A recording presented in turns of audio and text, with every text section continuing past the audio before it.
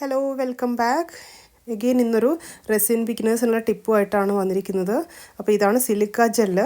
നമ്മുടെ ഫ്ലവേഴ്സും അതുപോലെ തന്നെ ലീവ്സൊക്കെ അതിൻ്റെ കളറ് പോവാതെ തന്നെ നമ്മൾ പ്രിസർവ് ചെയ്യാൻ വേണ്ടിയിട്ട് ഡ്രൈ ചെയ്യുന്ന ഒരു പ്രൊഡക്റ്റാണ്. ഇതിനകത്ത് ഡിപ്പ് ചെയ്ത് വെച്ചിട്ടാണ് നമ്മൾ ഡ്രൈ ചെയ്യുക. അപ്പോൾ അതാണ് സിലിക്ക ജെല്ല്. അപ്പോൾ ഇതിൻ്റെ ആക്ച്വൽ കളർ ഈ ബോട്ടിലിൻ്റെത് ബ്ലൂ കളറാണ്. അപ്പോൾ നമ്മൾ ഫ്ലവറൊക്കെ ഡ്രൈ ആവും തോറും ഇതിൻ്റെ കളർ ചേഞ്ചായി ഇതുപോലത്തെ ഒരു വൈറ്റിഷ് പിങ്കിഷ് കളറായിട്ട് വരും കേട്ടോ. അപ്പോൾ അത് ഈ ഒരു ബ്ലൂ കളറിലാണ് ആക്ച്വലി ഉണ്ടാവുക. പിന്നെ ഞാൻ നേരത്തെ കാണിച്ചിരിക്കുന്ന ആ ഒരു പിങ്ക് കളറിലായിട്ട് വരും. അപ്പോൾ എന്താ ചെയ്യണമെന്ന് വെച്ച് കഴിഞ്ഞാൽ ഒന്നിക്ക് നമുക്ക് നല്ല സൺലൈറ്റിൽ വെച്ചിട്ട് അതിനെ വീണ്ടും നമുക്ക് റീയൂസ് ചെയ്യാൻ വേണ്ടിയിട്ട് വീണ്ടും നല്ലതായിട്ട് ചൂട് തട്ടണം. അപ്പം വീണ്ടും ഇതുപോലെ ബ്ലൂ കളറിലായിട്ട് വരും.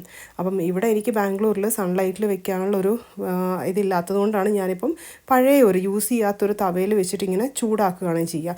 ഇതാണ് ഈസിയസ്റ്റ് മെത്തേഡ് എന്നാണ് എനിക്ക് തോന്നിയിട്ടുള്ളത്. ഇങ്ങനെ ചൂടാക്കിയിട്ട് കുറച്ച് എടുത്തിട്ട് ചൂടാക്കുക. അപ്പോൾ കളർ ടേൺ ആയിട്ട് വരുന്നുണ്ടോ. അപ്പോൾ ഇതുപോലെ ചൂടാക്കിയിട്ട് യൂസ് ചെയ്യാം. ഇല്ലെങ്കിൽ മൈക്രോവേവ് ചെയ്യാം. പക്ഷേ മൈക്രോവേവ് ചെയ്യാനും ഞാൻ അത്ര സജസ്റ്റ് ചെയ്യില്ല. നമ്മൾ ഫുഡൊക്കെ അതിൽ ചെയ്യുന്നതല്ലേ.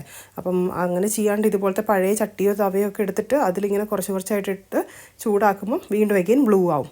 അപ്പോൾ അതൊന്ന് കൂൾ ഡൗൺ ആയതിന് ശേഷം നമുക്ക് വീണ്ടും ഫ്ലവർ പ്രിസർവ് ചെയ്യാൻ യൂസ് ചെയ്യാം. അപ്പോൾ വീണ്ടും യൂസ് ചെയ്യുമ്പം അഗെയിൻ ഇതിൻ്റെ കളർ ടേൺ ആയിട്ട് ഫ്ലവർ ഡ്രൈ ആവുന്നതനുസരിച്ചിട്ട് നമുക്കത് പിങ്കായിട്ട് വരും. ഓക്കെ, അപ്പോൾ വീണ്ടും ഇതുപോലെ തന്നെ റിപ്പീറ്റ് ചെയ്താൽ മതി. അപ്പം ഇതിനെപ്പറ്റി എന്തെങ്കിലും ഡൗട്ടോ കാര്യങ്ങളുണ്ടെങ്കിൽ കമൻസിലോട്ട് ചോദിക്കുക. ഇല്ലെങ്കിൽ ഇൻസ്റ്റയിൽ ഇത് DM ചെയ്താൽ മതി കേട്ടോ. അപ്പം ഫോളോ ഫോർ മോർ ടിപ്സ്.